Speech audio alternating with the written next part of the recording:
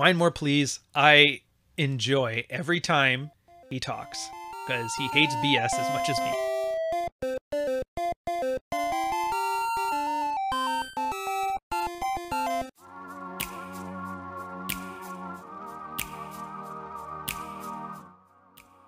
Welcome, Mids Watch, Ryan. Enjoy yourselves, guys. We have got...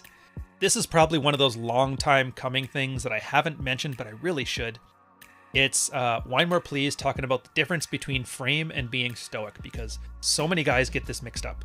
They think that frame means you have to be a stoic, but they think a stoic means you just have to be a good punching bag. I have literally heard a guy saying, I stood there, my wife slapped me 3-4 times, and I didn't even flinch. As if that was his example of frame, and that's not the case. So I'm gonna get right into it. Typical 7 years ago. This is 7 years ago. Wine more, please. He's probably in his late 20s now. I couldn't even tell you. But here's the quote. Been seeing a lot of people misunderstand what frame is, and that's leading to confusion. What frame is how we perceive reality. Now he took a quote from The Return of Kings, if you guys remember the old Rouge V stuff. Your frame control is your worldview. It is your own set of rose-tinted spectacles which you view the world. Yours. Uniquely yours. The uniquely part is what's important. I see a lot of people saying they maintain frame as if it's some sort of onslaught bitch fest that's going to shatter your worldview. And it won't. So saying maintain frame is really a misnomer.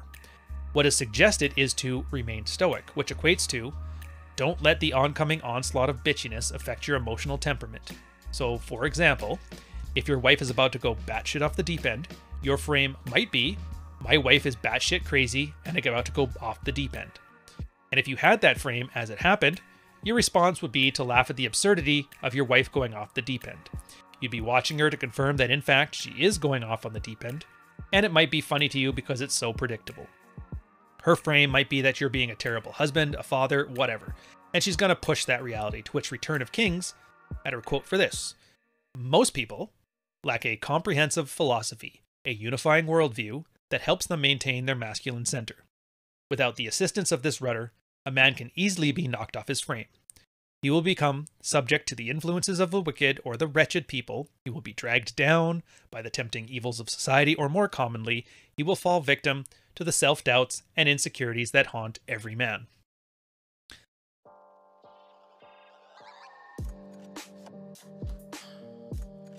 Continuing. If your frame is weak, you may find yourself believing that your wife's argument has some merit, or that her bitchiness has some grounds to it. You might feel like you should give her attitude the merit it really ought to deserve. Well, that's her frame. You're terrible. Beating out yours. You've lost certainty in your own reality. This reality is that she's being crazy.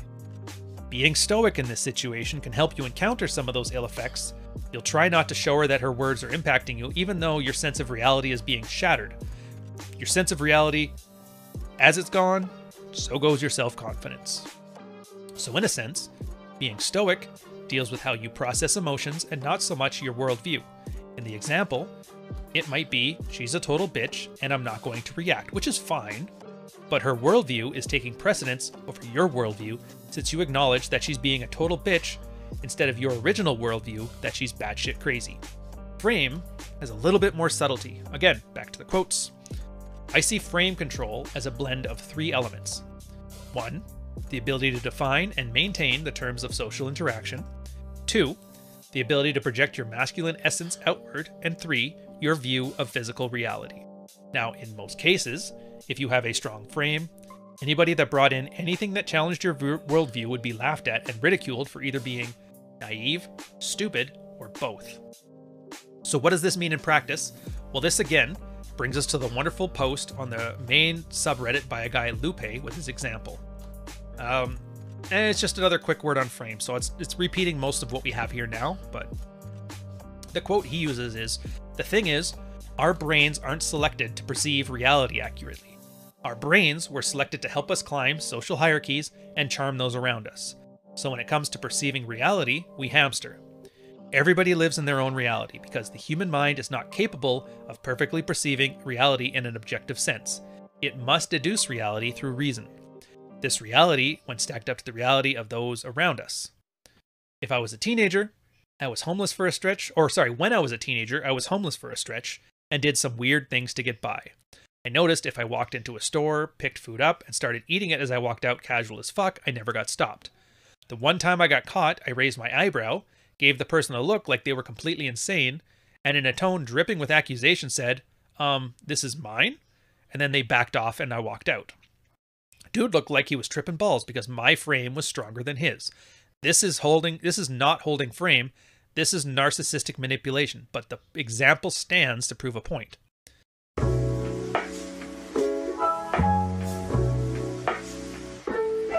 So back to Wine More Please. He's like, while what he says is true, this is narcissistic manipulation, this is also a completely accurate demonstration of what it is to dominate with your frame. The outward manifestation of his belief was that the grocery store worker was absurd, resulting in an op's ability to be the one's reality that takes place. You know, that food was his. This goes along the lines of if you act like you know where you're going, nobody's going to stop you. Notice how frame doesn't deal with how you process and react to emotions. Frame is purely about your worldview. It takes a long time to develop the certainty and self-confidence to know you're right. It requires a lot of reference experiences. Now there's a subtle difference between frame and stubbornness that Lupe also hits on. Lupe's quoted here is, to me, stubbornness is about ego investment in your opinions. Frame is being confident in your perceptions of reality. So to use my argument with my friend as an example, when he called me a psychopath, had I been stubborn, I would have argued with him. I'm not a psychopath, and that's an offensive insinuation. Undermining my character like that just because I didn't follow into your idea of behaving how I should have been, blah, blah, blah. Frame, instead, is a pure integrity throughout your reality, complete congruence with your perceptions. My emotions said I wasn't a psychopath. My mind says I wasn't a psychopath. There was no space in my reality where I wasn't a where I was a psychopath. So I just shrugged and was like, okay, bro. I stayed in my reality. I wasn't defending an opinion. It wasn't an argument. So to summarize, holding frame is the way you view the world's reality. Remaining stoic is how you react emotionally. When you get emotionally riled up because your woman's accusing you of bullshit, you're not remaining stoic. Now with a strong frame, you'd be able to completely shrug off her bullshit. And with a strong frame, you'd be able to dominate reality by pushing your reality onto her and convince her she's being ridiculous. I'll leave you by encouraging you to read both the links in full. Hopefully that'll provide some extra insight. Luckily, I've read it for you, so you're good to go. So let's get... So that's the first part of this one. And I think it's a great example of frame. Because I think you guys have heard it. I think I stole the quote from him. I can't be sure. But I know I've used it a bunch. Where frame isn't something you have, it's who you are. And I wish more guys understood. They just don't. They think frame is bravado. They think frame is stoicism. They think frame is the ability to dominate. It's not true. It's literally a perception thing. And there's actually some pretty hard science behind what he was talking about, how we're not designed for objective reality. I have a live stream with Rollo. I even want to say it might be one of the ones on my channel, but it might be the one with his, where we talk about, there was a Nature article, a report from evolutionary psychologists about human beings' perception of reality. It was a pretty compelling case. The idea was the human brain isn't designed, like we aren't evolved to understand abstract things. In fact, logic, even logic, the thing we hold up as like the objective purpose of the universe, logic's purpose from an evolutionary psychology standpoint isn't to understand things better. It's to be consistent with our need for pattern recognition and to use that ability to influence others to act in our best interest. It's a manipulation tool, logic. It just so happens to have some objective reality searching, but anybody who's seen the latest scientific research can tell you right now that, like, yeah, emotions and manipulation and frame, over the last 2 years, the frame is, there is a horrible thing going around, we're all going to die, we need to take these steps, otherwise everybody's dead except for us. And everybody was like, yes, we got to do that. People started to believe it. And he started showing, like, no, it's not right, because look at this evidence here, look at this evidence here, look at this here. Didn't matter. People were still getting booted. And it turns out the dominant frame over the last 2 years was, you know, the cough. 6-pack abs, 6 feet tall, and 6 figures income, or they will never get a date.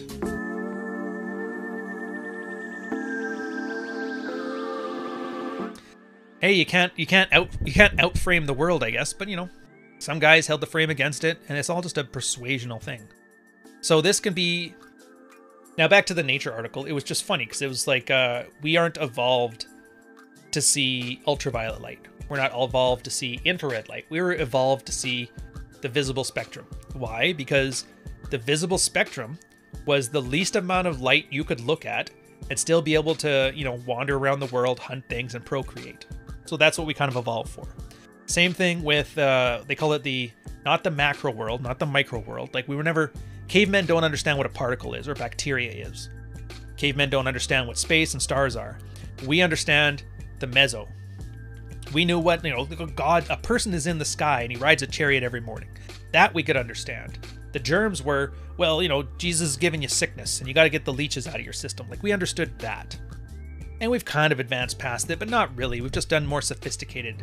So it's something to consider when you think, I am a pinnacle of ration and reason and intellect, and I am above bias. Just realize you're a meat puppet, same as the rest of us. You're emotional, you're persuasive or not, but those are the skills. Objective reality, while nice to have, is just something that we are fundamentally not capable of.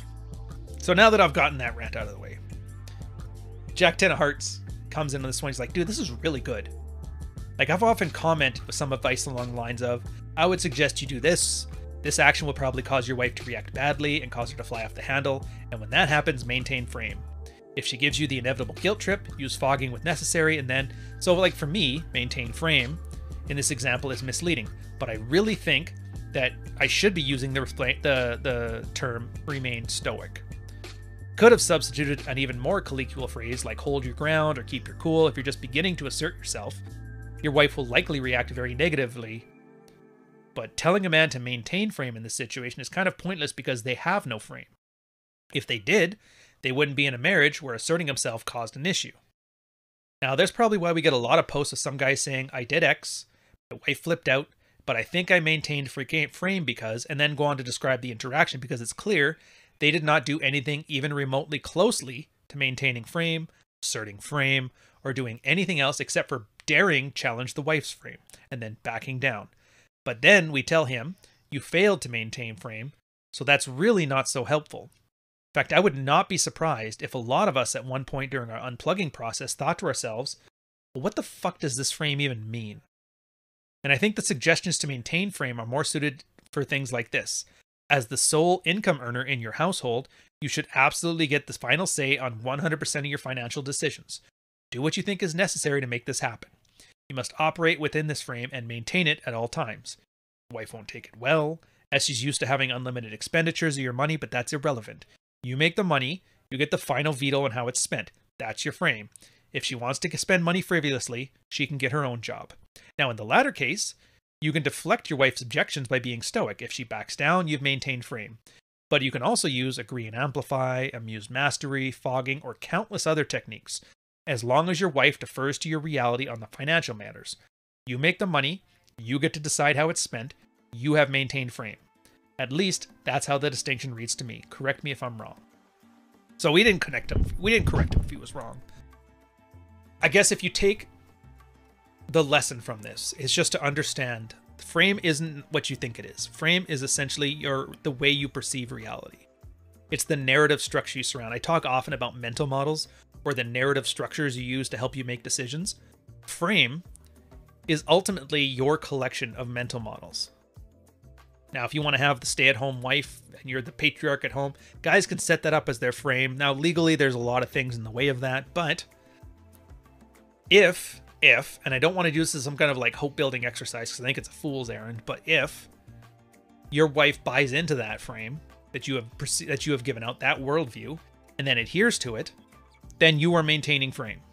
Having said that, when she decides she no longer wants to do that, her frame wins out, in this case the law. But the collection, it's not so much about what values you need, it's about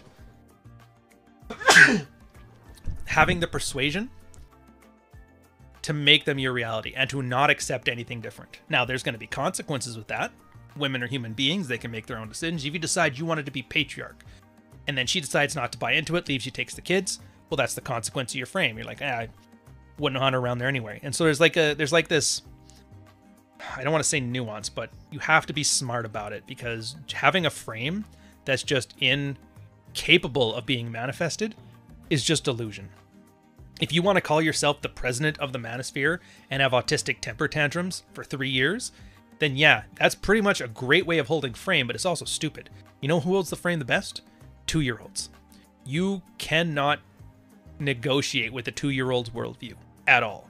Is that a good thing? No, the 2-year-old's an idiot, but it's unwavering frame. Point for you, take that, apply it with your doing the work, knowing what you're capable of, knowing what your value is, knowing what you will and won't put up with, all these world. This is why it's so hard to do. Frame in itself is the tool, it's not the solution. But you have to have that strong worldview that you build up through experience. And this is why a lot of young guys really suck at it, because they just haven't done enough things. They haven't seen enough things they don't like in life to finally do something that they do like in life. So I hope you guys get there. And if you don't get there, it's not my fault. I tried my best. I'll catch you on the next episode, though. Cheers.